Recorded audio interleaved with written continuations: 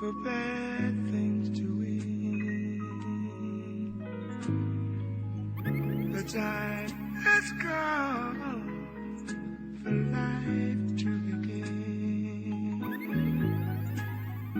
The time has come for the war of the Aether, the home of the gods, the realm of spiritual existence, where thoughts are formed and sound is born.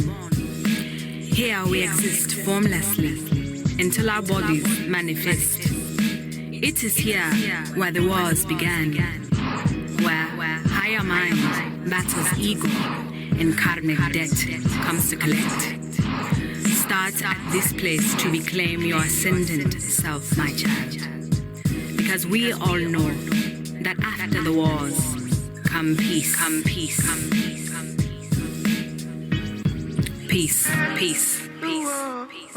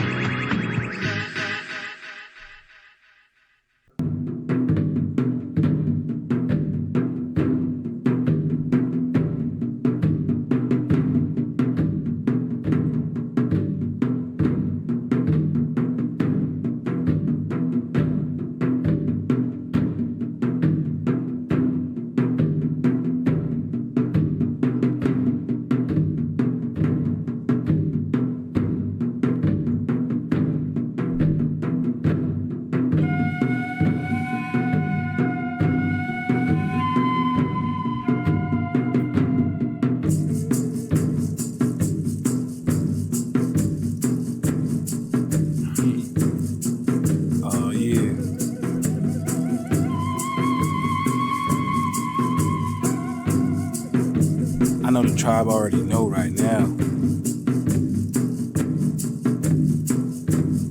We already know the tribe knows right now.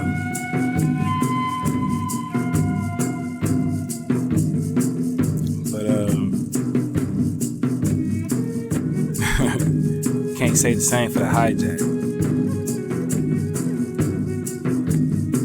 Hey, hi to the real ones. We are just getting the peak at some natural gems and stones. You know what I'm saying? We're just looking at the properties. Maybe you see something that can help you.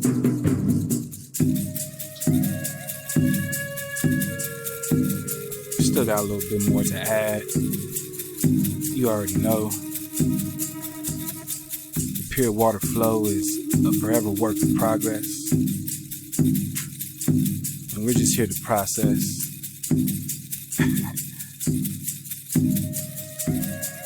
Everything that is natural. But you know what time it is. You know what I'm saying? We got the Warren drums going. Ooh.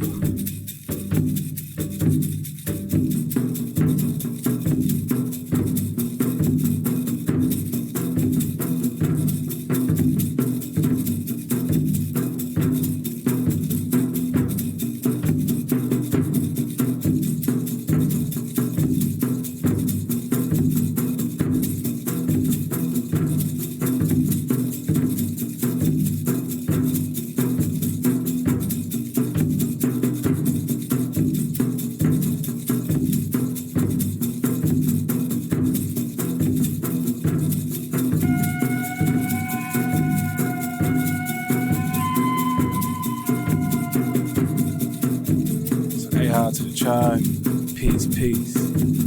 We're gonna go ahead and get straight into it. I don't want to take up too much time, but we got some things to address. Shouts out to the Con drivers. He's in a whole nother league right now. But Nine Spiral already told you. Spiral has already told you we ain't playing. So peace.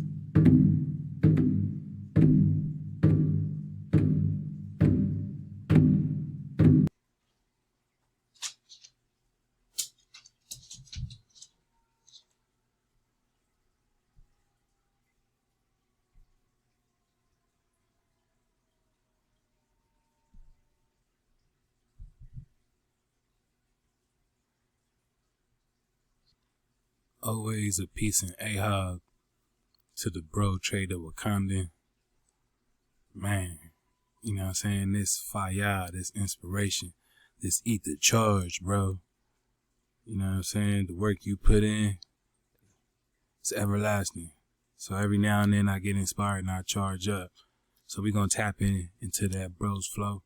We're going to tap into this little interview. Like Ty Bazzano, he said, you died your own hijack. You know what I'm saying? Let's surf the wave.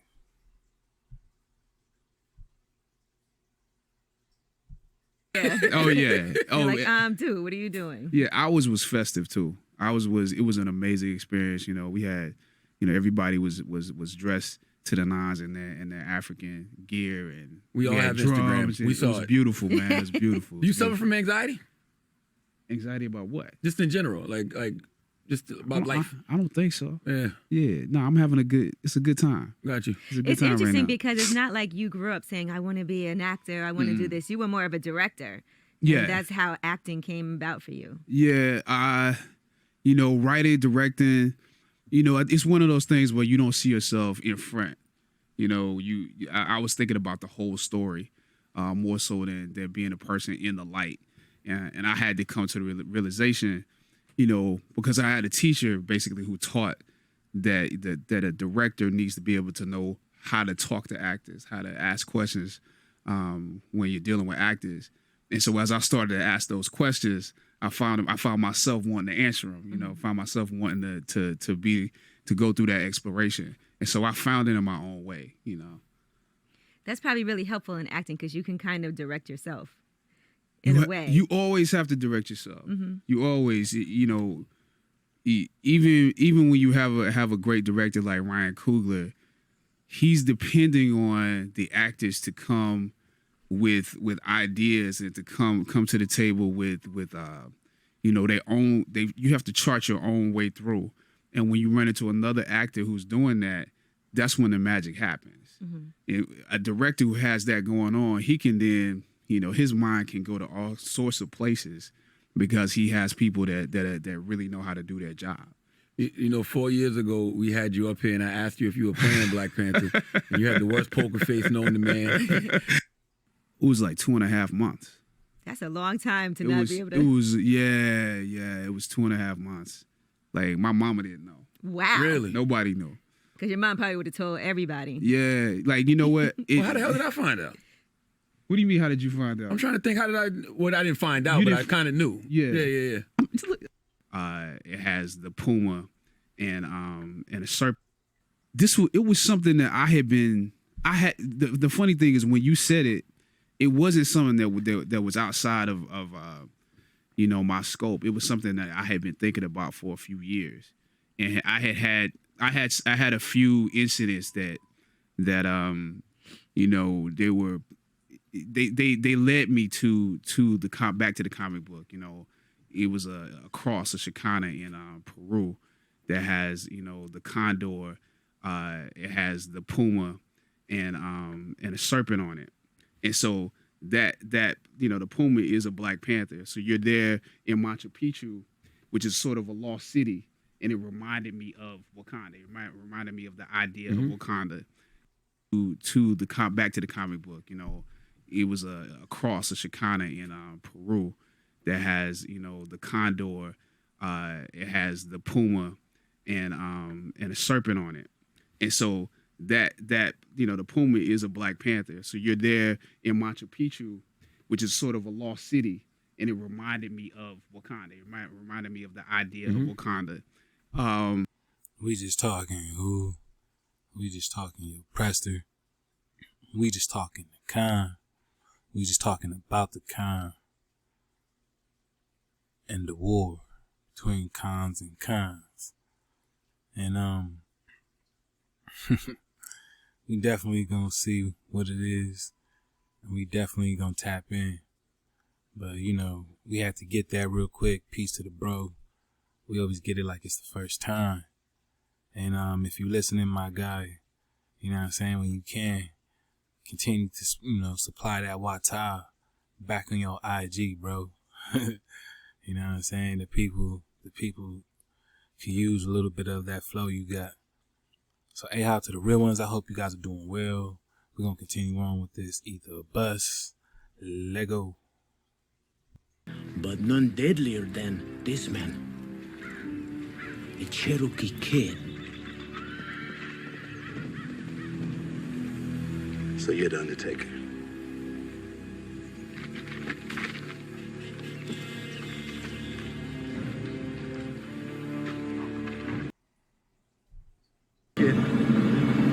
Sweet dreams.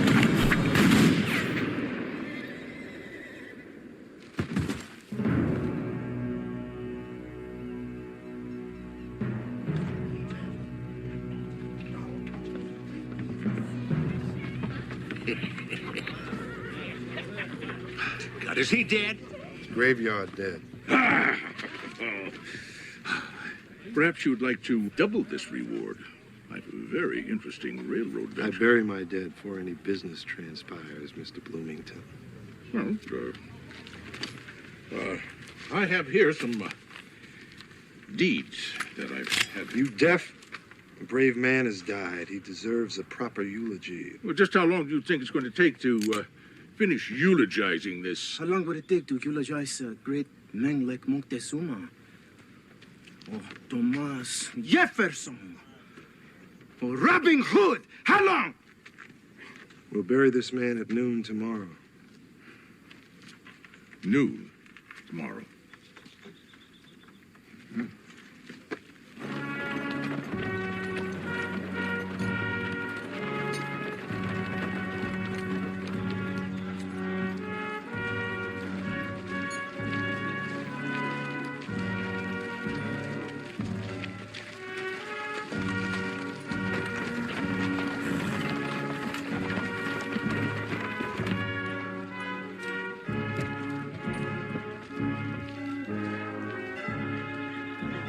So many people here from far and wide because a man has died.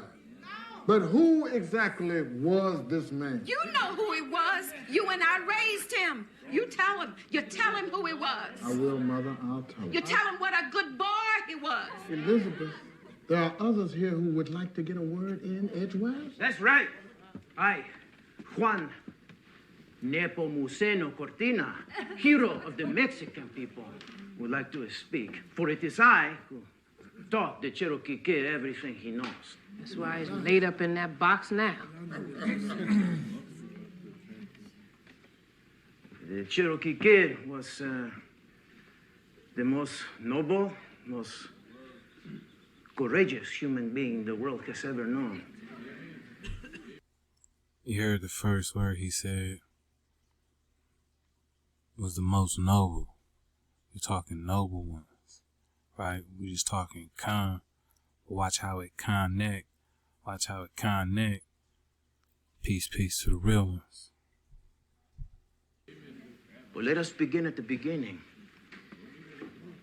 Before he became known as the Cherokee Kid was just a kid. His name was Isaiah Turner. He had a big brother named Jedediah. Now, even back then, the railroad men were forcing the homesteaders to sell their land for pennies. When the boy's father stood up to them, they killed him like a dog. The very next day, Jedediah took his revenge. He sneaked into the railroad camp and shot the men who took his father's life. Jed, now don't you... And you see the way these folks look, alright? This ain't no mistake. You saw where they were and you heard the storyline. We'll bring it back one more time, but surf the wave.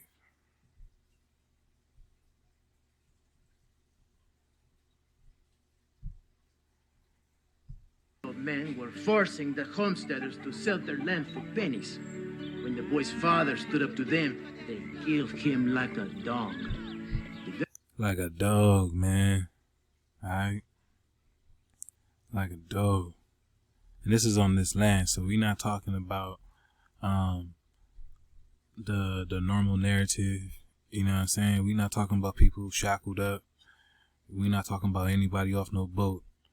You see the description of these people and you hear what he's being referred to as. So as far as saying anything otherwise is out of pocket and not a question. You know what I'm saying? So we're going to continue to get this water. Ahab. Very next day, Jedediah took his revenge. He sneaked into the railroad camp and shot the man who took his father's life. Jed, now don't you mistake stupidity for courage.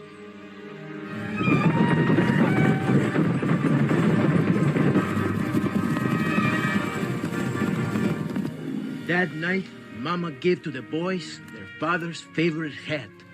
When the bad men came, Mama and Jedediah put their plan into action. At first, they put young Isaiah in the wood box. I'll be damned if I'm gonna let you lynch my baby. I will kill him myself before I let you at him. No, Mama, no. Baby, let it go. Let it go. No.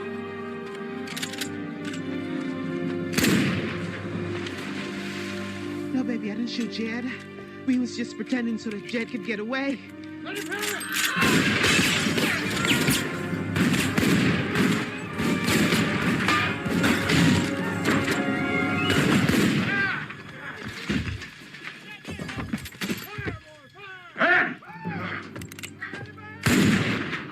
You okay, Mr. Bloomington? Nobody can stand in the way of progress.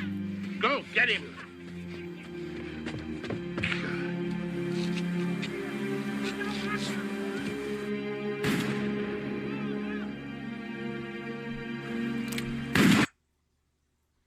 Now you see what's going on, right? And it's still the same thing that goes on today. You know what I'm saying? And this is, again, without the normal narrative. You know, we're not sticking to the script as far as what a history book would say, right? What the common circular history would say. Now, we talking about some free folk who had their own land, you know, who's doing for them. And this is still going down. And, you know, when we talk about giving credence, right? When we talk about supremacy and, you know, when we're talking about power trip, you know, these things do come into factor. And it's like, are you keeping track of that? You know what I'm saying? Are you keeping track of that? Now, you know, we know what you're into. And we're going to use that to our favor. But we know what you're into. So, you know, with that said, we're going to carry on like it's the first time. Because it's just a pure water flow. So peace to all the Dracons. Let's get it. Alright, so here we have Webster's 1828. Alright. And we're digging on the term Aboriginal. Alright.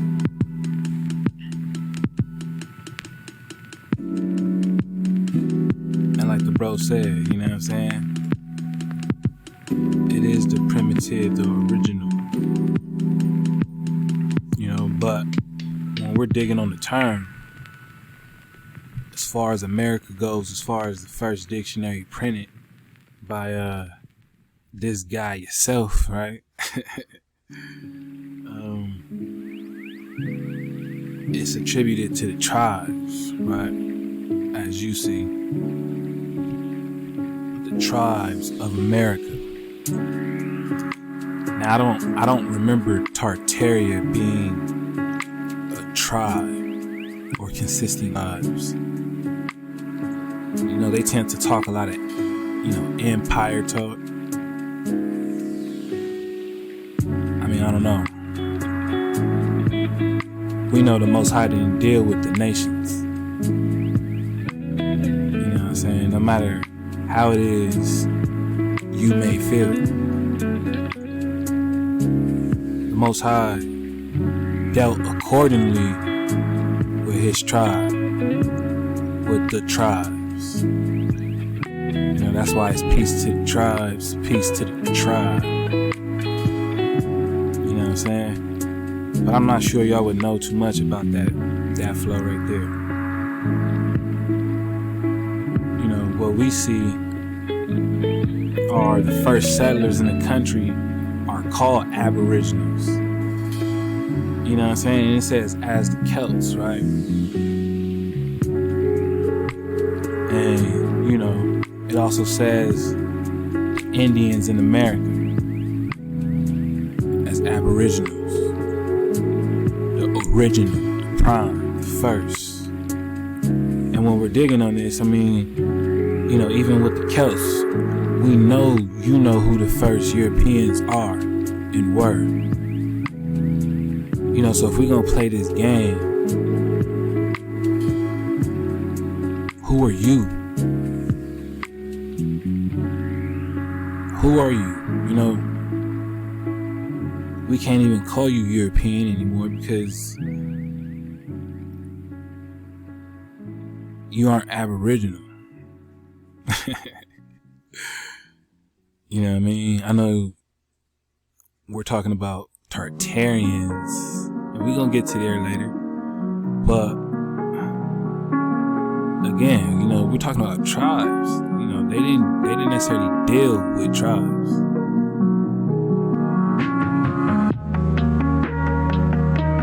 And you know, the Most High didn't deal with the nations. But you know, we're gonna carry on. So let's go. Right? Because we're just talking about Aboriginal as in the earliest, existing from the beginning.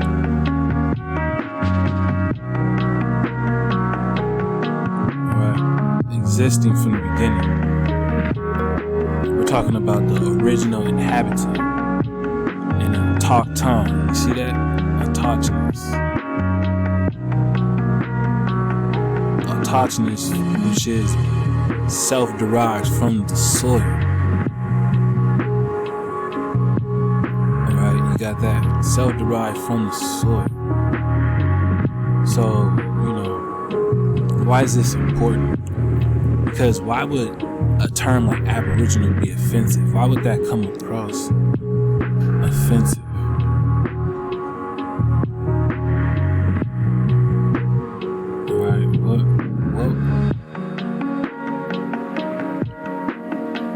What about this term, right, can come across as, you know, an insult? I just want you to think on that as we proceed and progress through this presentation. Alright, but we're just talking about Aboriginal. Alright, and when it came to the first dictionary here of the American, it was referred to the Aboriginal tribes of America, right? America. We're talking about Ama.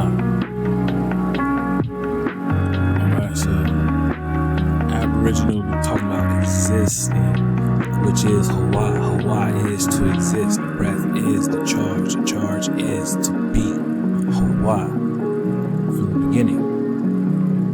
From the dirt itself, as you see by autochthon. Alright, and carrying forward, you know, we're digging on the Oxford English. Alright. And we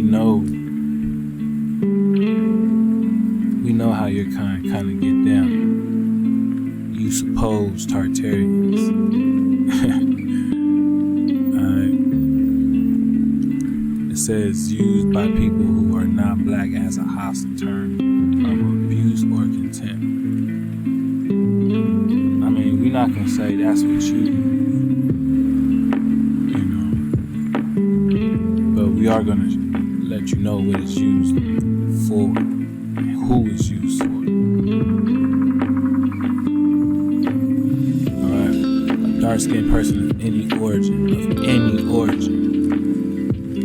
Now, why would they imply of any origin if supposedly everyone originates in so-called Africa?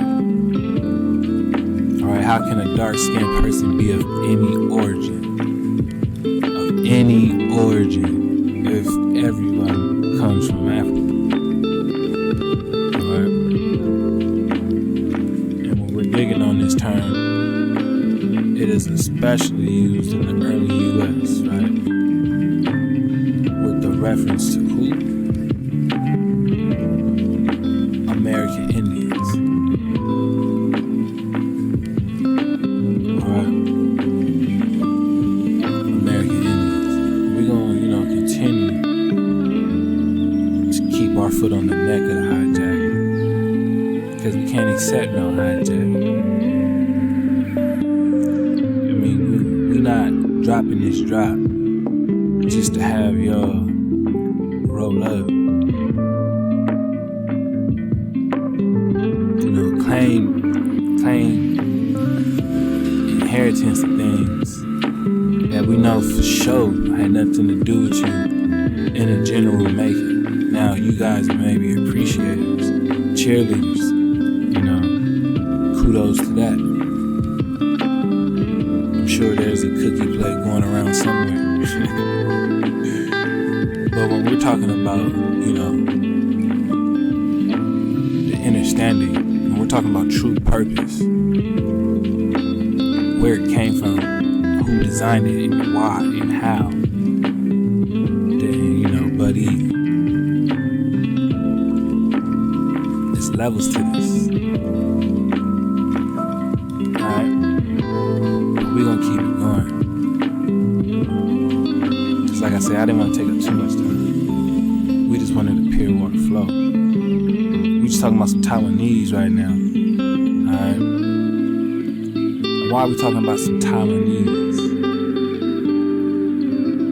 Because the Han sailor Chen Di in his records of the Eastern Seas of 1603 identifies the indigenous people of Taiwan as simply Eastern savages, while the Dutch, pretty sure the Dutch would be most of you guys' ancestors, especially this Tartary flow. Alright, but we'll see.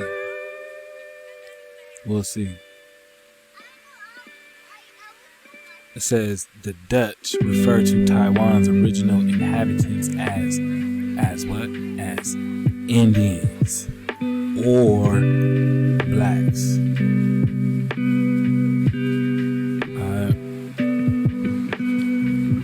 And when we were digging on the Oxford term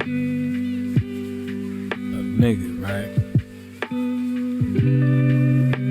Especially in early U.S. usage, it was with reference to American Indians. When we dig on Aboriginals, the Autochthonists, we're talking about the earliest existing from the beginning. Noah Webster himself said the term is referred to the Aboriginal tribes of America, the original inhabitants, the first, as in who? The Indians in America. We're digging on the Oxford Dictionary, we see the term nigga is used to refer to American Indians, a dark-skinned person of any origin. And the Dutch,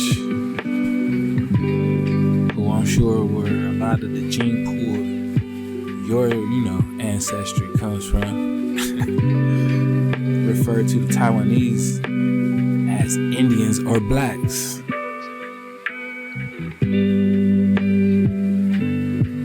Alright? So you basically are just doing the same thing your ancestors have done. You know, we're claiming to be of an intellectual platform, right? Yet we still talk in a manner that shows a bit of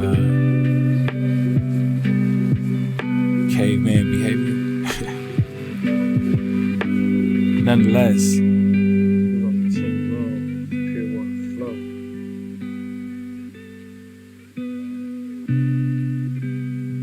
we're just gonna get into another fair use. Cause I know the tribe don't mind, so you know I know if you're tagging along, you got no choice but to flow the way we flow. So hey, how to the real ones, man. We just, you know, doing what we do best in the classroom, and that's keep it smooth. This is a, you know, special Ether Bus presentation. And we just doing it the only way we know how, and that's, you know, natural. Peace, peace. Let go.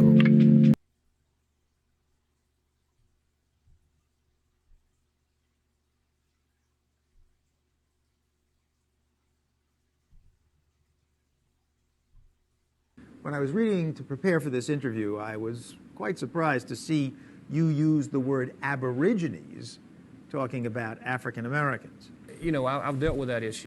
I mean, this is a classic, but, you know, we're going to get it back like it's the first time. I mean, we just connecting the smooth, pure water flow. But it's so simple, right? It's so simple. It's so simple. So we just going to, you know, treat it as such. All right? Because we're just talking about Aborigines, man. You know? We're just talking about Aborigines.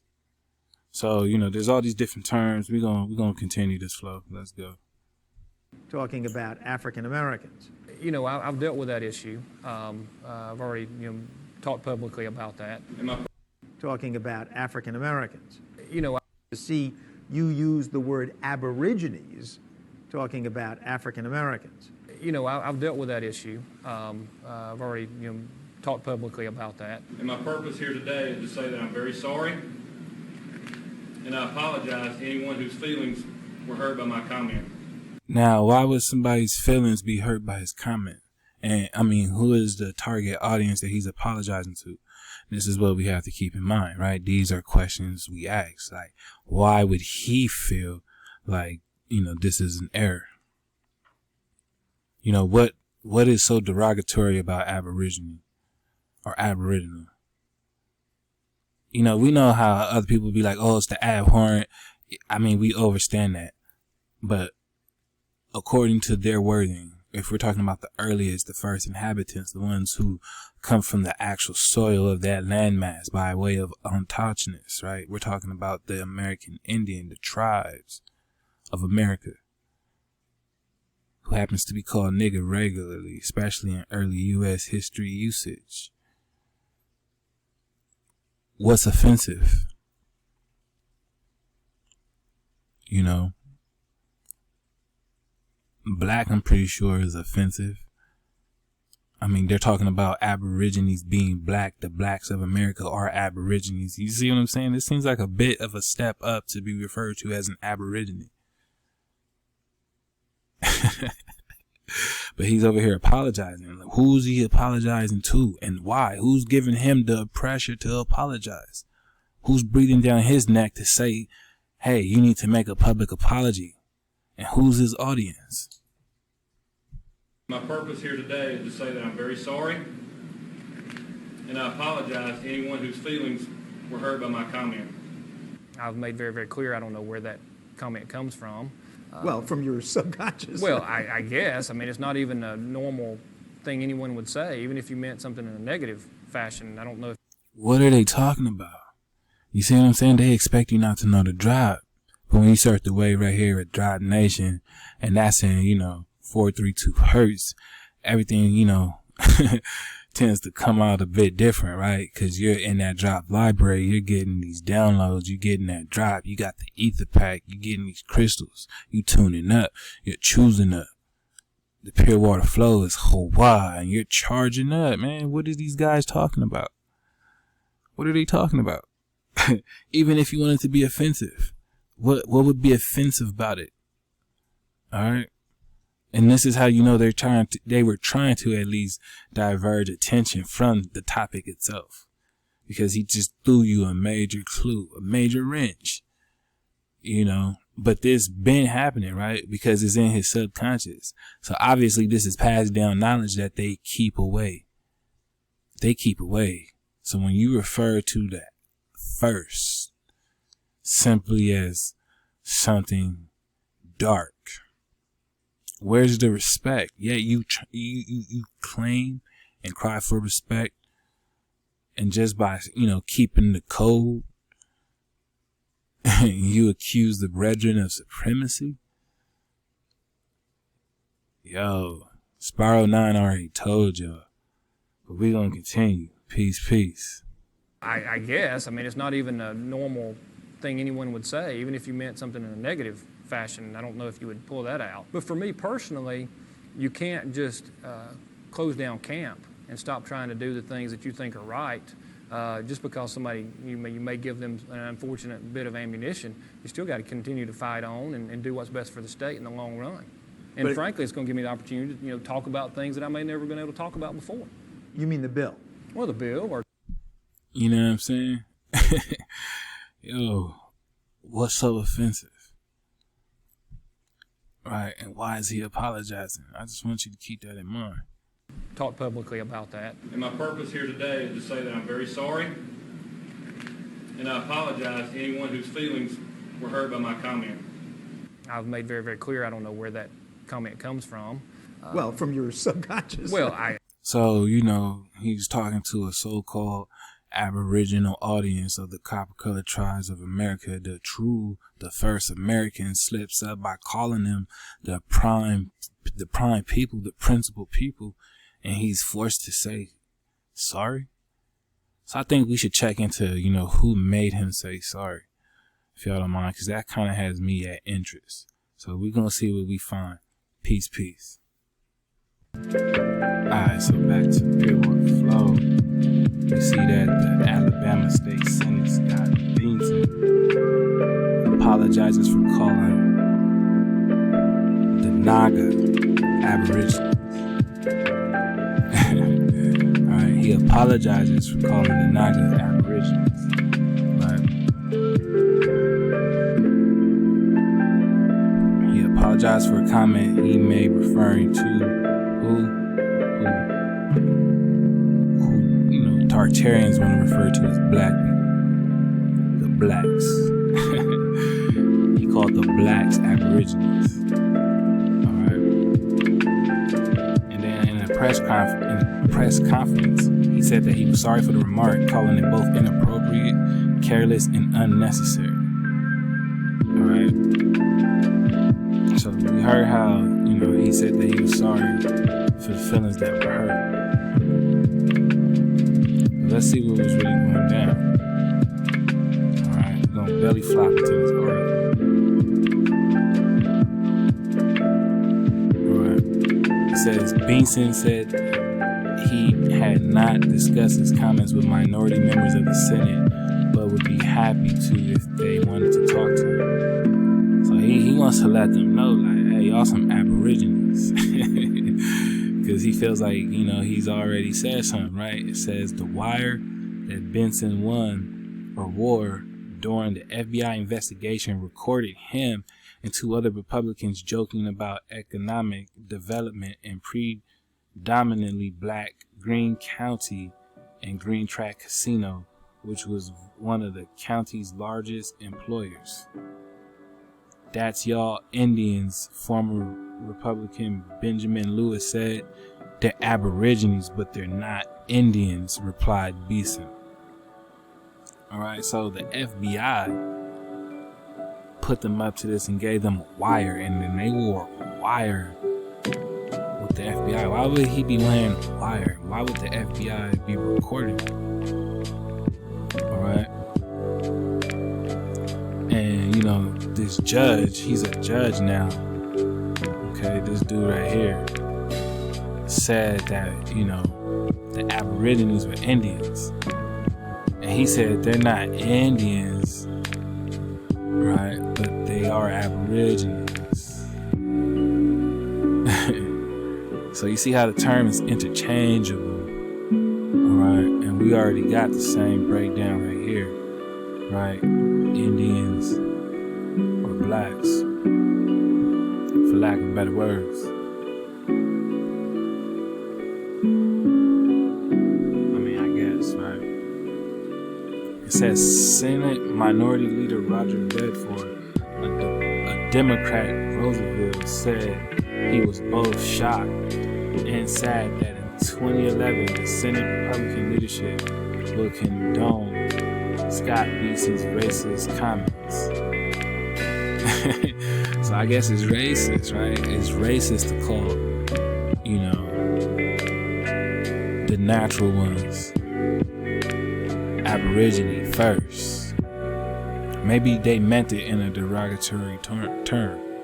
Like maybe they know of a better term. I mean, Aborigines racist. You know, but according to their definition, it's the original, the first inhabitants of a country. And to be an American comes with pride, right? That is exalted in being an American, according to this same guy. Right? We're talking about Indians in America when we look up American. By the same guy. He tells you the name American must always exalt the pride of patriotism. Alright, so where's this pride of patriotism coming from if we're not talking about the first? It says originally applied to the Aboriginals or the copper-colored races who were found here by the Europeans, man. By those claiming to descend from Tartary, right? I mean, alright. Cool. For sure, right? Because we know what you're after. But we're just talking about Aborigines. We're just talking about Indians. So-called, what? Blacks, right?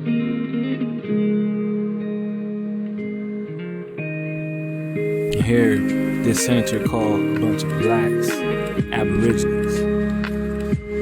Alright? So why was the FBI up to this? Now why are they coming down on him so hard? Forcing him to make this apology. They forced him to make that apology because this already happened. Crazy. We gonna keep it going though. Right. Shout out to UB News for this great reminder.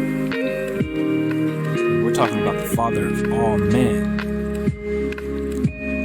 Right. The father of all men is 340,000 years old. According to this new find, right? This new find, man. Wave surfers already know, Dry Nation already know. But we're talking about Albert Perry. Carried a secret in his DNA, a Y chromosome so distinctive that it reveals new information about the origin of our species. What are they talking about? Again, right? What are they talking about? Because we're just, I mean,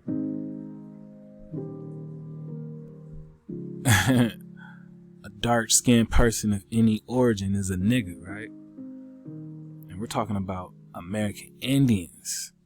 So they're saying that this man, Albert Perry, carries new information in his DNA, the origin of our species. Of our species. But not everybody's species. It shows that the last common male ancestor down to the paternal line of our species is over twice as old as we thought. Again, you know, this feels like that same attachment that's going on with Tartary in America. This our business, right? Our species. You know what I'm saying? That's hijack. This our business is the hijack. Because you didn't find this amongst our people. You found this amongst the Aboriginal tribes in America. Those you refer to as niggas and blacks. And you might think like, damn man, that's pretty crude, but you know, they're interchangeable. So when you decide to pick one over the other, just because you think it sounds prettier, you're just being delusional. That's cognitive dissonance. That's static. You know, the hijack loves to brag about it being 2021. So sophisticated, yet the verbiage is still archaic. And your archaic is not our classical golden age archaic. High technology. You know what I'm saying? Because our past was your future.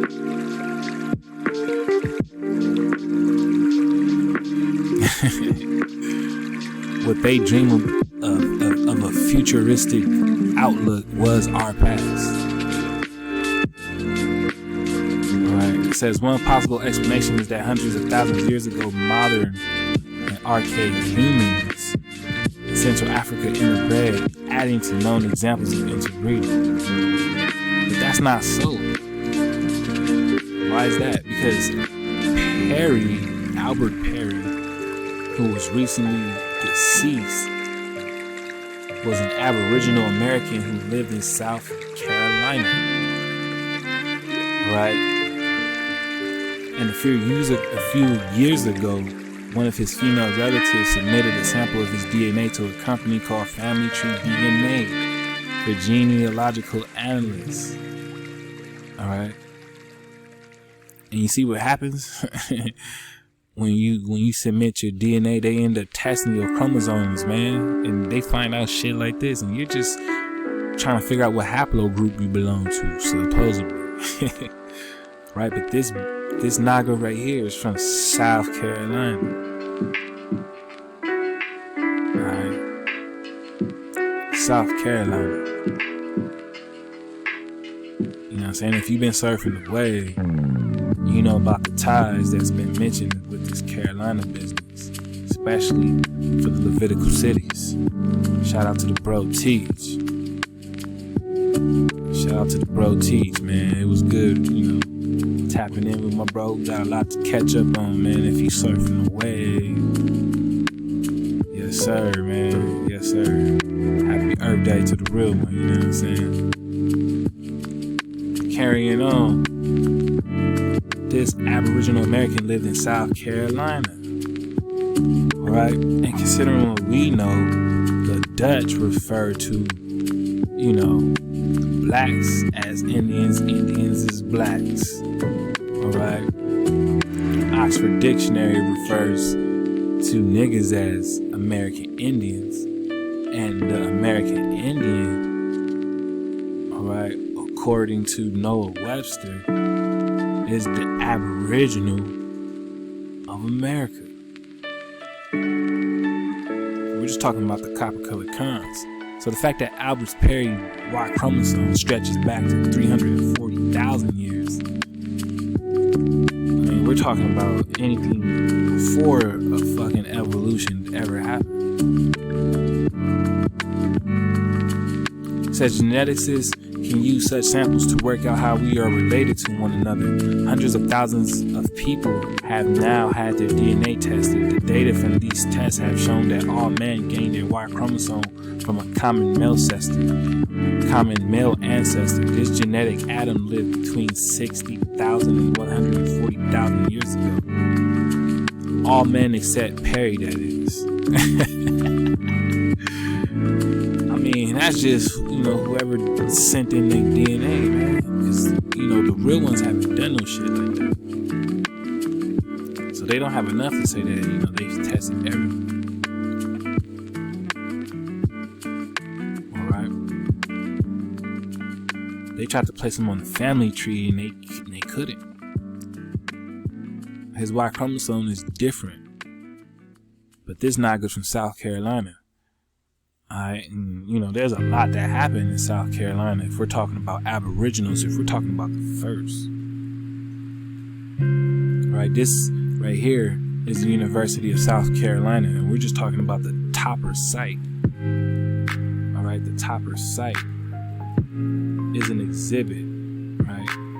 Public of archaeology, which features stone tools made by people long time ago in a place very, very near. The research gets worldwide attention from scholars and news media because it shows that people were in the Americas 50,000 years ago. I mean, we know it's even past that because we're talking about autochthonous. When you pay attention to the script, it says an autochthon. An autochthon is to be of the dirt. You know, let's get it. Let's get it, alright? One sprung from the soil he inhabits. One sprung from the soil he inhabits. Aborigines, natives, primitive inhabitants, literally sprung from the land itself. This is what happens when you read and you surf the wave, right? You end up learning that there's a term in our language called Adamah that means the earth, and to be of the earth is to be autochthonous, one sprung from the soil he inhabits. So Perry, right, was from South Carolina, and we're digging on South Carolina Topper site because this thing stretches back to 50,000 years and even beyond that. Alright, it just pushes back the whole Clovis idea, you know, the whole Bering Strait idea, the whole walking through ice idea. It murks all that, you know. But this is, you know, this is just a good charge up for the tribes. They know this. You know, we're just digging on Melano. Melano, a war-forming element meaning black. Black, dark, murky, right? Black of darkish color. Right, they even slipped in dirty or stained, right? Blue, red. Okay, blue and reddish. And again, we're talking about Adam. We're talking about the American Indian. We're just talking about niggas. But ultimately, we're talking about Aborigines. We're talking about the first. We're talking about the original, those that sprang from the soil itself. Melano. Alright, but we're going to get some examples of this reddish hue. We're going to get some examples of some Aboriginals. Those that would be perceived as Melanos. You know, some Aboriginals, some American Indians. Alright, so peace to the real ones. Let's go.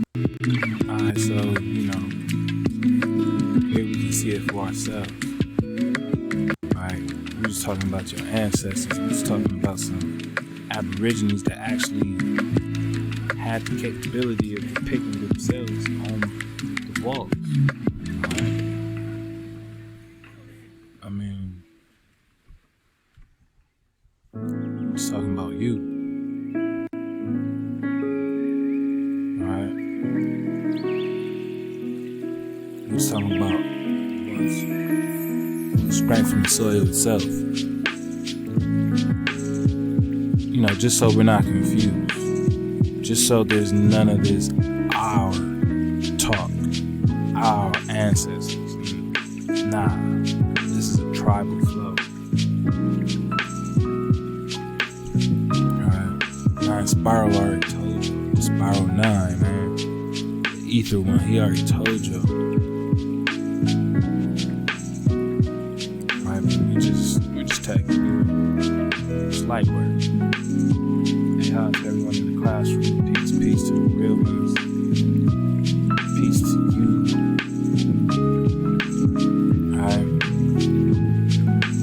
already know how it goes. Yeah.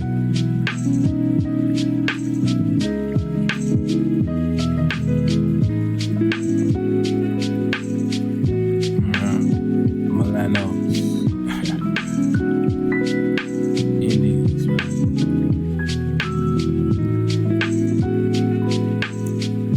I mean, we don't get no more Melanos than this. We don't get no more ruddy, right? Dawi than that. I mean, we're just talking about the original, the aboriginal, the first, the prime, the autogenous, one that sprung from the soil itself. Wow, wow.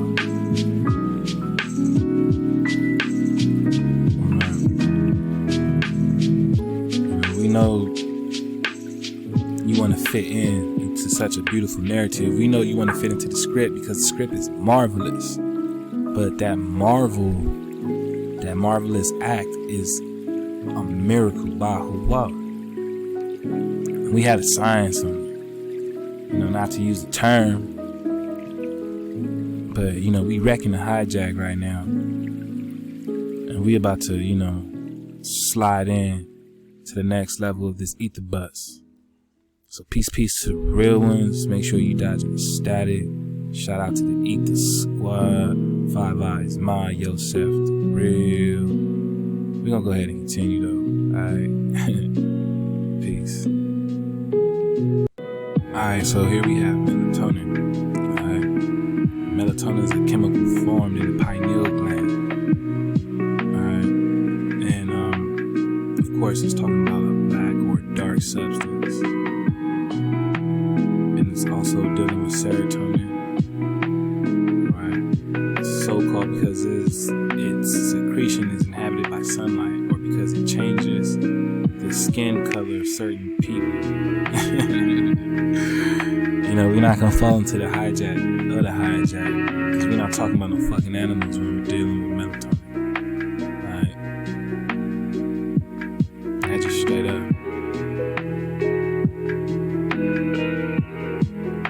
But you know, serotonin, say that's what builds in the sunlight, and melatonin builds in the nighttime, right? But we're talking about, you know, this dark substance, that shit that scares the lights out of you. Alright. And this is why they continue to use terms as such, because to them it all means the same thing. But we're gonna really, you know, uncover what they hide. Alright. Why they want to continue to refer to you as blacks but don't want to call you anything else. Why they feel like they can claim Tartary and then unite America as our ancestry and the ancestral lots, right? Alright, bet.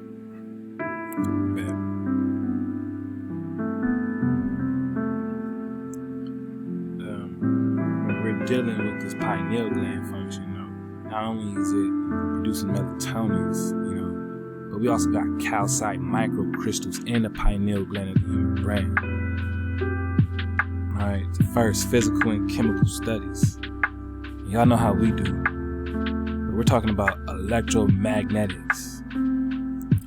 Right, electromagnetics for the man, let me not give it away.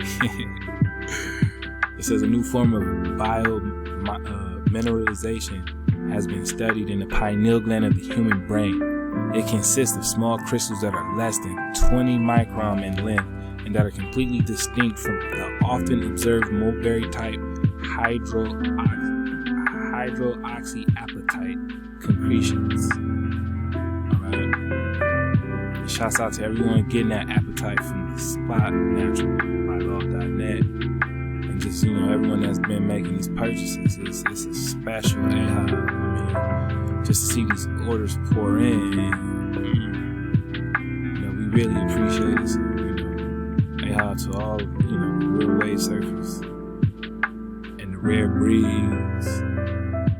It says a special procedure was developed for isolation of the crystals from the organic matter in the pineal gland. Cubic, hexagonal, and cylindrical morphologies have been identified using scanning electron microscopy. It says the crystal's edges were sharp, whereas their surfaces were very rough. Energy dispersive spectroscopy showed that the crystals contained only the elements calcium, carbon, and oxygen. Selected area electron diffraction and near-infrared Raman spectroscopy established that the crystals were calcite. Alright, calcite crystals. And we dove into this pretty heavy over at 432thedrop.com in last week's episode. So get that rerun for the whole thing. Alright, it says with the exception of the autoconia structure of the inner ear, this is the only known non-pathological occurrence of calcite in the human body. The calcite microcrystals are probably responsible for the previously observed second harmonic generation in pineal tissue sections. The complex texture structure of the microcrystals may lead to crystallographic symmetry breaking and possible piezoelectricity. Okay, piezoelectricity within the pineal gland, my nigga. I've been going crazy with this piezoelectricity on the page, and we pioneering this journey right now, but it's clicking for your man, and it's becoming one language, one Hawa, because the drop is forever, and it's lit. And when the ether bus is lit, it's like you gotta go with the flow. So we surfing the wave. We're digging on this piezoelectricity that's within the third eye. You want to talk electromagnetism, Tartary? You want to talk electromagnetism?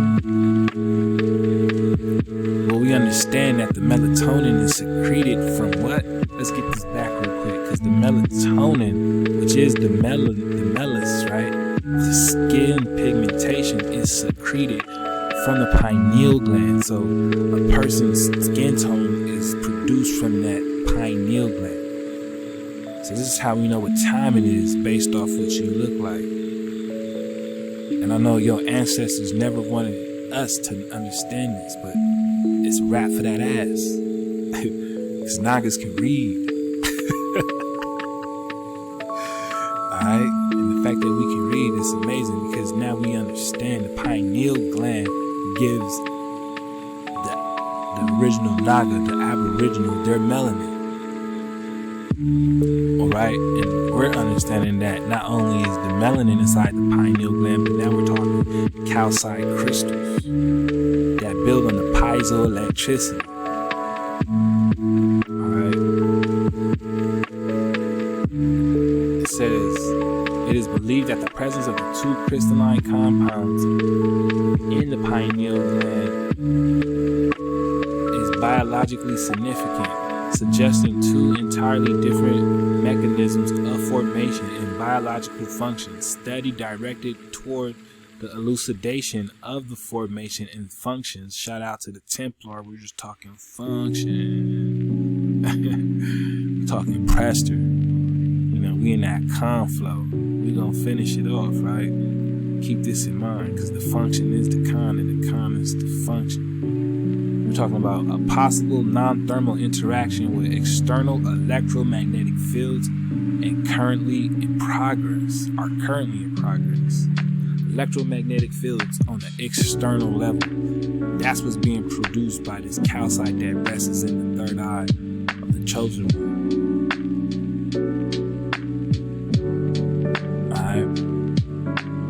Says new crystal in the pineal gland, characterization and a potential role in electromechanical transduction. I mean, this shit is stupid. It's stupid. The level of electromagnetism, I'm gonna say for now, right? Look at this, my naga. Shouts out to the squad.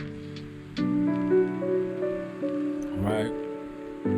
This is new science. It says the pineal gland is a neuroendocrine transducer secreting melatonin, responsible for the physiological circadian rhythm control. That's your automatic natural alarm clock. I got that in my body. It's a certain tick, tick, tick, tick. It keeps one on track. You know what I'm saying? Those within the natural flow magnetize and do the same thing.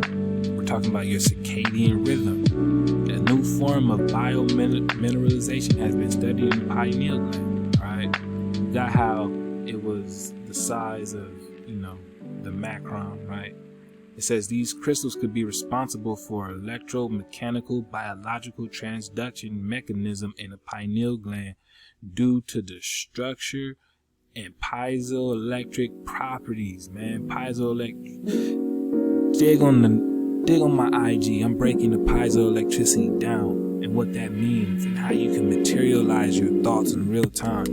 Because not only do we have calcite in the third eye, we have another crystal in the pineal gland that you're gonna have to go get from the BroCon drop over at 432thedrop.com. So we're not gonna touch it tonight. Alright, but we're just talking about electromagnetic fields. It says using scanning, electron microscopy, and energy dispersive spectroscopy, we identify crystals' morphology and showed that they only contain calcium, carbon, and oxygen elements. Furthermore, the selected area electron diffraction and near-infrared Raman spectroscopy established that the crystals are calcite. We will now focus on the physiological effect of microcrystals in the pinealocyte cell culture under radio frequency electromagnetic fields. So they got to use electromagnetic fields to study what's in your pineal gland, which means that it's a receptor to all electromagnetic energy. Right? But these Tartarians want to talk so much about it. But they're not talking about it. So it's hard to talk about something on the outside when you don't really have it on the inside. And this is why the Great Reset happened. It happened so that the Naga wouldn't be able to put this shit together. You know what I'm saying? But the ancestors were mighty diligent. They were mighty strong because a Naga can breathe. We getting back to that knowledge, right? We getting back to that knowledge. Because too many of our people have perished from lack of it. Shout outs to the Templar. Shout outs to Aqua, Peculiar Joy. You know what I'm saying? We're in the season of remembrance, and the remembrance is in the muscle, in the memory. Right? So we're gonna carry on. It says the unsuspected capacity of melanin to transform light energy into chemical energy and the surprising anoxia tolerance of whatever that is. Alright.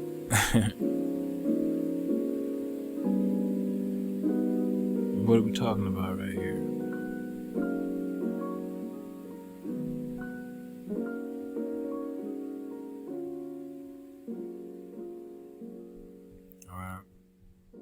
We're talking about melanin transforming light energy into chemical energy. Now, why would melanin do such a thing?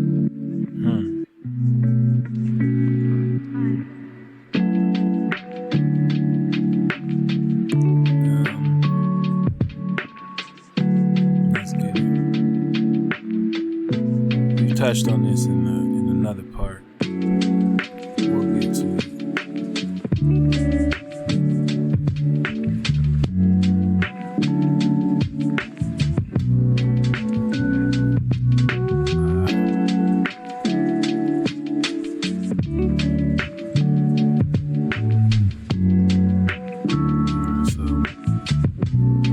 Traditionally, the first step in plants can be represented as follows, right? From liquid to gas, and then from gas into, I guess, a type of oxygen.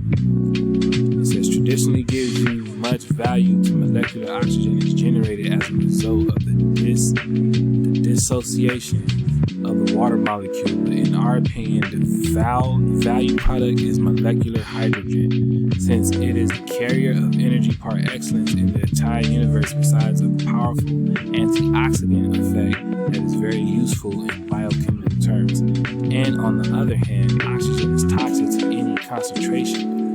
Proof of this is the fact that plants expel it into the atmosphere. So oxygen is toxic to everything else but you. It says, to date, chlorophyll was considered the only one biological molecule capable of carrying out such a transformation.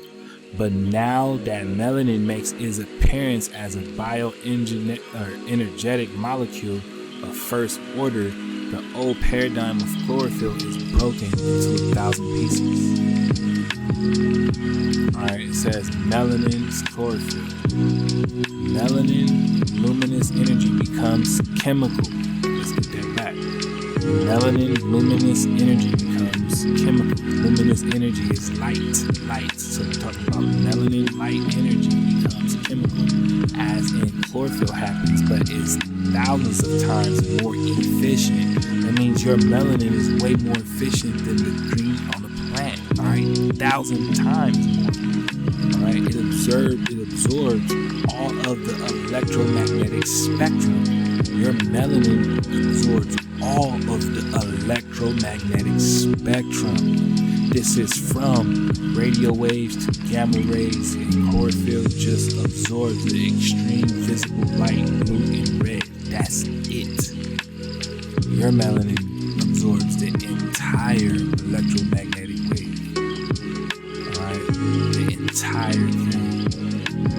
It says, in addition to that, unlike chlorophyll, in which the dissociation of water is irreversible, in melanin, the dissociation of the water molecule is reversible. An example, melanin transforms the liquid water in gas and vice versa, which can be represented in the following way. Okay.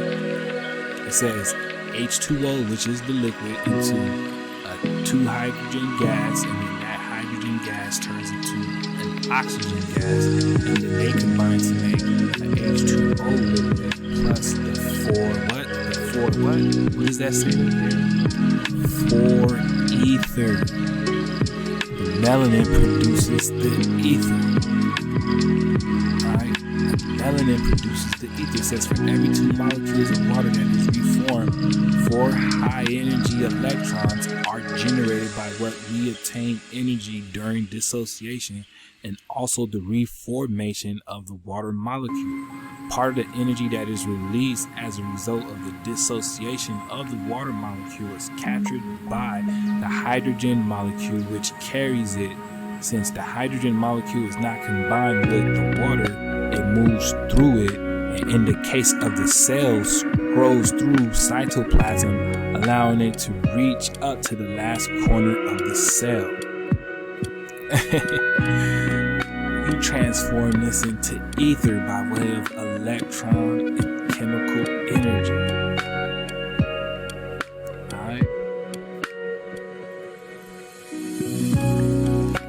They said that your melanin absorbs the entire electromagnetic spectrum.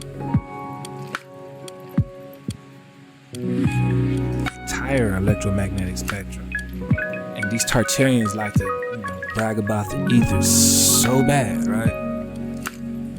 So let's carry on. Let's dig on this ether. According to who? Noah Webster, right? This was the first dictionary in America. It says the ether is a thin, subtle matter, much finer and rarer than air, which some philosophers suppose beings from the limits of the atmosphere occupies the heavenly space. It says the fields of light and liquid ether flow. So they already understood what ether is and was, and still decide to do away with it in favor of Einstein's relativity. And now everybody's spinning on the ball, right? Oh man. But when it's pure water, you're not spinning out of control. You're within the flow. You're within the wave. And when you're within the wave, you're good. It also means to burn and to shine. To burn or to shine, alright? To burn. Ether is to burn. We're gonna keep it rolling. right? We're going to keep it rolling. We're looking at ether, the so-called upper regions of space, the firmament. The firmament. The ether is the firmament. Stop playing with us, right? The ether is the firmament. The sky, right? As opposed to the lower air. Ether means to burn, to shine, to burn. Burn. When something burns, right? Too close to the fire, engulfed in the fire, what color does it turn? What color does it turn? What you gonna say, black? Alright, you see why they call you black now? Isn't that something? To burn, right? Y'all see somebody black, you say, man, he's burnt. That boy right there burnt, right? I mean, hey, we talking ether, to burn. You know, just to take it a step further, because we already got this in the joint, right? But we're going to look up the term ethiop. Ethiop, right? Etherop. What is an etherop? An etherop is a Negro. Isn't that some shit? Isn't that some shit? An ethiop is a Negro. But what does it mean? What does it mean, Nat? What does it mean? It means to burn. It's been long supposed that it means to burn, right? It means to burn, or it means fiery looking. Fiery looking. You're fire. You have a fire countenance. That is a fire face.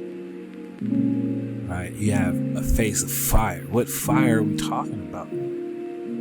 Well, what else meant to burn? Oh, that's right, the ether. So we see the ether is the root word for Ethiopian or Ethiop. It's the ether. And again, we're talking about the Negro, right? So we're talking about the etherical Negroes, who are the Indians, also referred to as blacks, especially in the early usage of America when referring to an American Indian. But an American Indian is just an autochthon, one that is sprung from the soil that he inhabits, literally sprung from the land itself, Hawa, Hawa. And the first dictionary of America referred to that person as an Aboriginal, which was the first inhabitant of America of the copper color races. Alright, we're just digging on the Ethiop. Alright. Furthermore, you know, when we're digging in our script, our ancestral script, right? We're just talking to little Joshua at the second. You see it right there, right? You see it right there. Libna and Ether and Ashan. You know what I'm saying? Lakish, Bozcat, and Eglon, and Kabon, and Lama, and Kitlish, and Gederot, and Beth-Dagon, and Nama, and Mekadeh, 16 cities with their villages. Libna, and Ether, and Ashan, and Jipta, and Ashna, and Nezeb, and Kila, and Akzib, and Marisha, 9 cities with their villages. Akron with her towns and villages. I mean, Akron's in Ohio. You know what I'm saying? But we're talking about Ether as a village. So this is our lot. Because we're talking about land allotment right now. Playboy, alright, in this Tartary flow. We're talking about land allotment right now. Whose land? We're gonna dig on it, right? Because ether comes from our ancestral language. Alright. The ether. right? The Aether, right? That Aether, the Aether, the Etherian. It means abundant, to be in abundance. All right, Aether is to be in abundance in our ancestral language. And it's also a town in the lowlands of what? Of Judah, of Udo, allotted to Simeon or Simon. Alright? Aether. So it's a village in Judah. Alright, just to show you we ain't messing around. Here's the Aether Peak. The Aether Peak, located near Mapleton, Utah. We cannot make this up. Alright, we're just talking about the Aether Peak. Alright? We're just talking about the Aether Peak. That's from me to you, you know, because everything that's in Judah is in Udo. And that's a pure water flow. Alright, we're talking about the Aether Peak. We're talking about our allotment. We're talking about America. Man. Tartary got nothing to do with what's happening over here. Not even the structures you think you want to lay claim to. Alright. We're gonna get into it. We're gonna get into it right now. So let's do that. Peace, peace.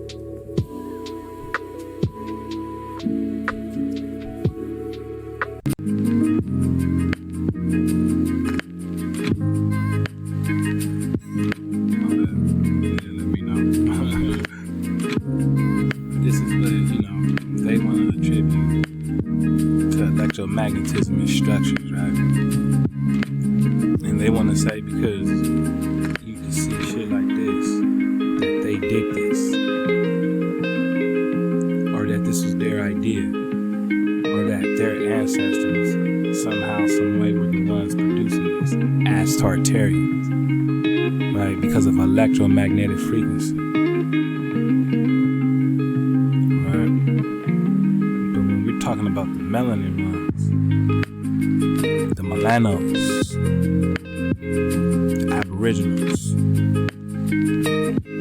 right? The ones that actually produce this energy. You want to say that this is you, right? Because there's some shit like this. Never mind Mount Rushmore, right? Niggas then carved the entire face into a mountain. But you want us to, you know, believe that because your shit is right here, that this is your idea, right?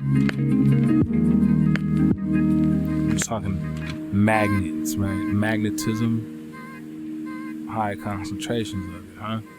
So you say Tartarian? This is Tartary's architecture,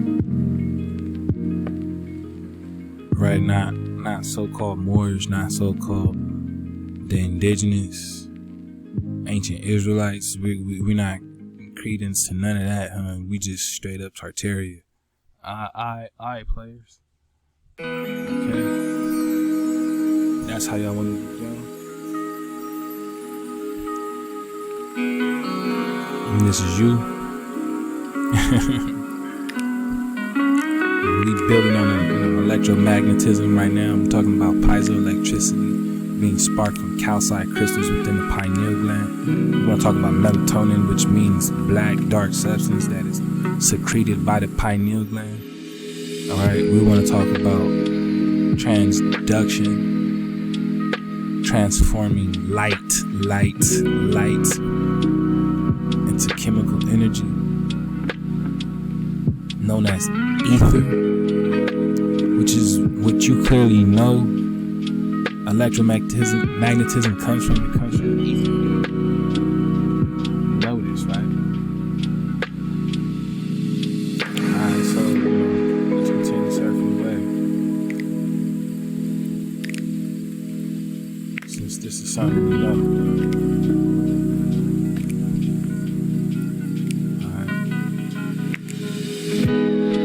Because when we're digging on electromagnetic and UV light, right? UV light is ultraviolet light. Now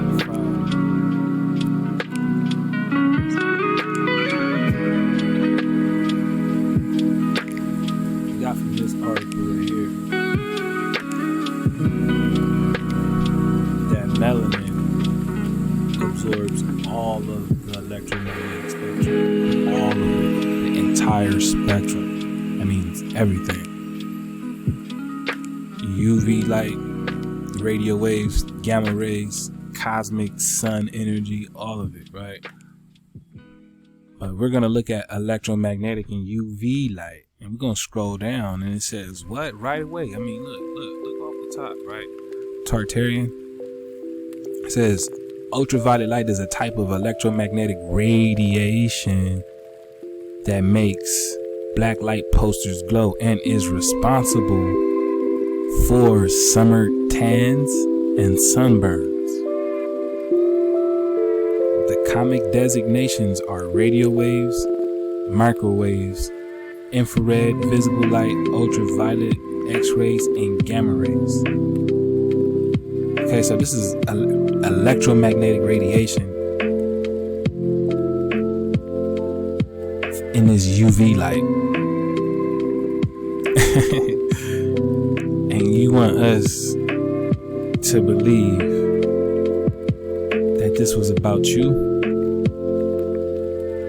I mean, you can't even handle the UV light?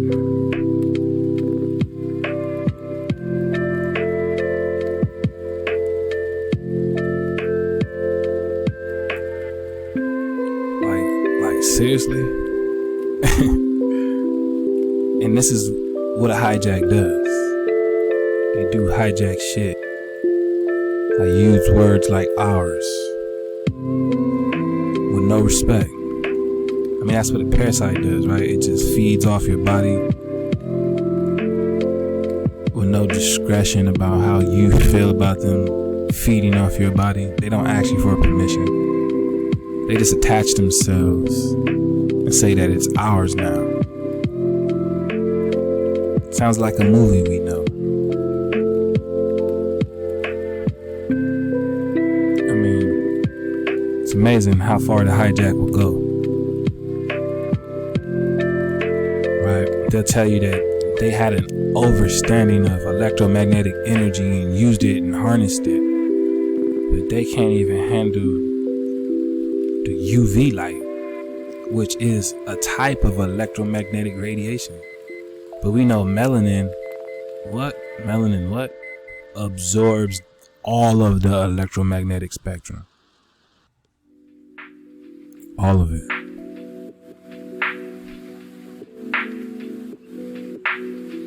Right, it absorbs all of it.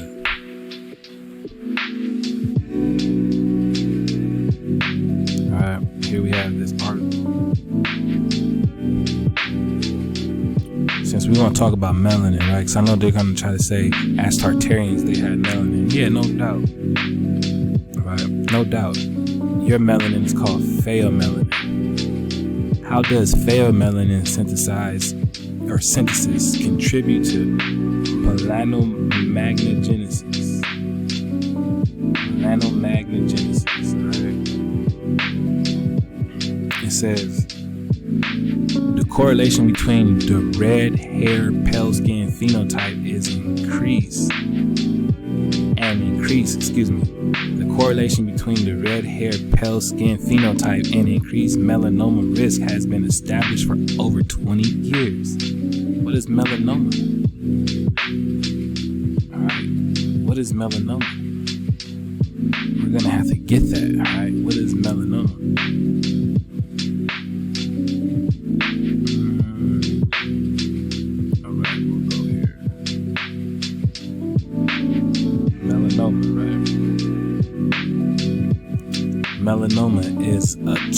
tumor containing melanin, black. So wait, hold on. Are you telling me that this article is saying that correlation between the red-haired, pale-skinned phenotype and increased melanoma risk has been established for 20 years? That means your cells are trying to turn so-called black and you guys are dying from it? Am I getting this right? It's trying to turn you black and you're dying from it. It says historically this correlation has been attributed to redheads, pale skin, and thus poor UV protection. A recent study from our lab, however, has suggested that the very pigment that gives red hair its fiery color may be carcinogenic itself, independent of UV radiation. Specialized skin cells called melanocytes can produce two types of pigment: dark skin eumelanin and red-orange pheomelanin. The enzymes responsible for the reproduction of pigment are activated downstream of the G protein-coupled receptor of MC1R. The switch between production of eumelanin and pheomelanin depends on the strength of MC1R signaling and the availability of the amino acid cysteine. When MC1R signaling is strong, production of pigment precursors outpaces cysteine availability and production of eumelanin, which does not incorporate cysteine, is kinetically favored. We're talking about Hawa, because the kinetic energy is the action, the move. Shout out to Judah the Grey, the Jedi, man. I mean, we're talking about the move. Boy, man, the bros always like move. Straight up, move. You know what I'm saying? Kinetically. That is Hawa. Hawa is that action. Alright, we're talking about a constant movement.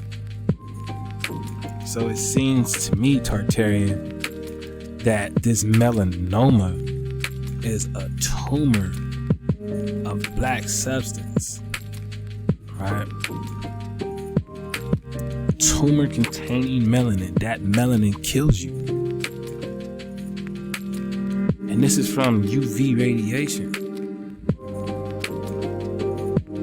Alright, so if you can't take UV radiation, what makes you think we're going to believe that these structures, if electromagnetically inspired, have anything to do with you?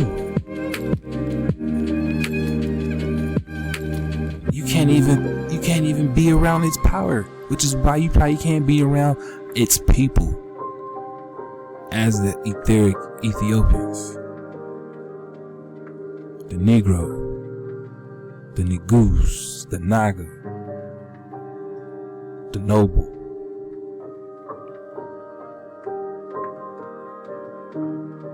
Alright. So we're gonna look at a little something. We're gonna roll out. Peace, peace.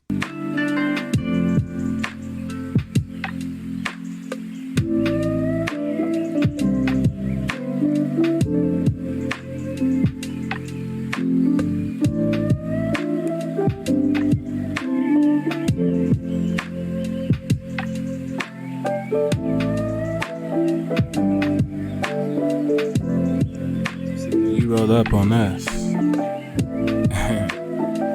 We was digging sculptures like these. Alright? And you didn't know how to make sense of it. Because you couldn't digest this level of ether. Alright? You didn't know what you was tapping into. You didn't know what you were witnessing. Alright? You didn't know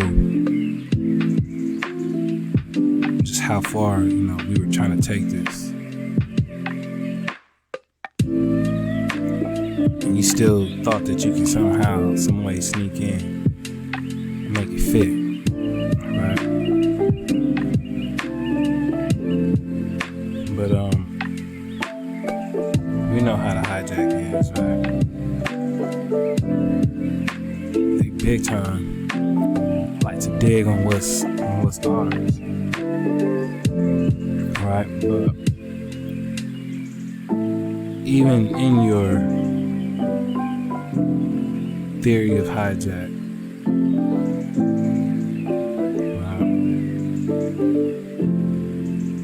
and remember, you gotta dodge your own hijacks. Right? It says archaeologists have found many artifacts that suggest blacks lived in pre-Columbian America in locations including Tiwanaku and Valdivia. Epigraphers and archaeologists have even found evidence that these Ethiopians have voyaged to South America before Columbus, which is obvious, right? But what they're really saying is that they found proof of view. Alright.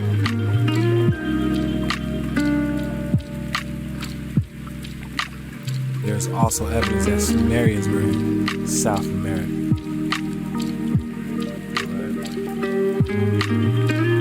And these Ethiopians are just Negroes, it's the same way. Right? Because we're talking about the greater India, the superior India. We're talking about our Khan function. We're talking about Dawid. Alright, as you see right here, Semitic. Alright, Ethiopians traveled to South America. Which is why, you know, Columbus needed a Hebrew interpreter when he came through. The tribe was already ethered up. Early evidence for the early Ethiopians in the Andean region from 13,000 BC. Alright, but we got it earlier. Alright, they had to switch that. They had to switch that, right? Albert Perry.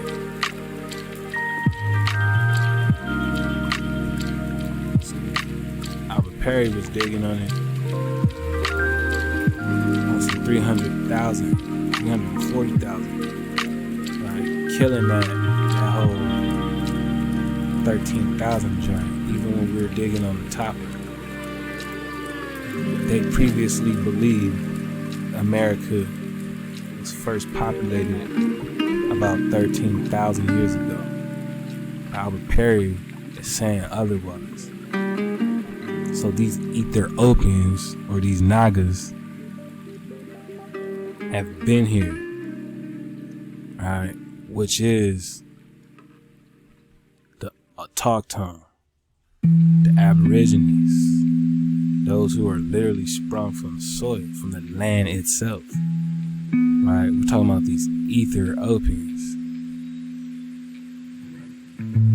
Alright, Ecuador has provided substantial archaeological evidence for the presence of the Aboriginal in South America. Alright.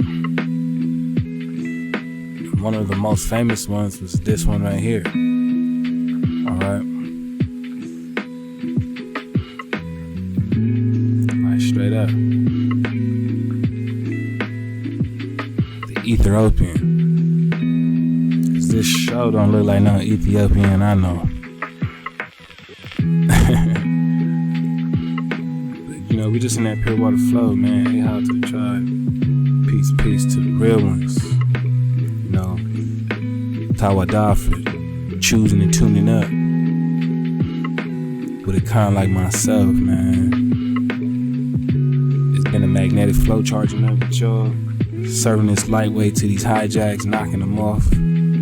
I mean, it's what we do best. We're gonna go hard for what's ours. You know,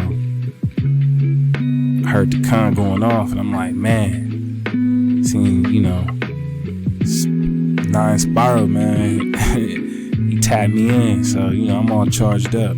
Shouts out to the Ether Squad receiving the Ether packs, man, them crystal packs. We're gonna get to it, family. You know, I hope y'all charge up with the real ones. Make sure you stop by the site. Make sure you tap in at 432thedrive.com. Because, you know, it's a con-on-con war. And we know you want to fit into our story. we know you want to fit into our story. You rode up. You saw magnificence. You saw the ether at its height. You couldn't believe it. You couldn't believe there were more Nagas on this side, chilling in a world that was completely new to any foreigner. Alright, we were blocked off. Hawaii sectioned us off, and we showed how the ether was ours. We show you how the ether was ours. We're talking the ether peak in Utah. Everything that's in Judah is in Utah. You know what I'm saying? You just saw us popping off like cons do, and you thought you can cover it up. But it ain't happening, because we really know who you are. So we'll touch on that in part 2. I mean, we talking Tartary, right? Huh? You ain't know the Khan was already on that? I mean, his name's Khan Drop. You ain't heard of Prester John? Dawid, we just talking David. So peace to the real ones, peace to the tribe, peace to the tribes. The Naturalists be coming at you live this Wednesday, most high willing. So keep your energy charged and your frequency just right, because we tightening up on our end. These crystals is going off and we crystallizing up in real time. So Ahab, to all the real ones in the rare breeds, man, this is an appreciated flow right here. I just had to tap in with my brethren because I seen them going off, and it's like, yeah. Plus, who else you gonna get this etheric electromagnetic frequency talk from? Shout out to Carameo. And to all the other real ones that's been suggesting this drop. We just charging up. We see who you are, who you wish you were. We're just here to let you know. It's not the aboriginal. It's not the first. It's not the prime. It's not the primary mem, nor the flow. And it's definitely not no electromagnetism or even ether at that. So we are the Ethiopian. Till next time, peace, peace.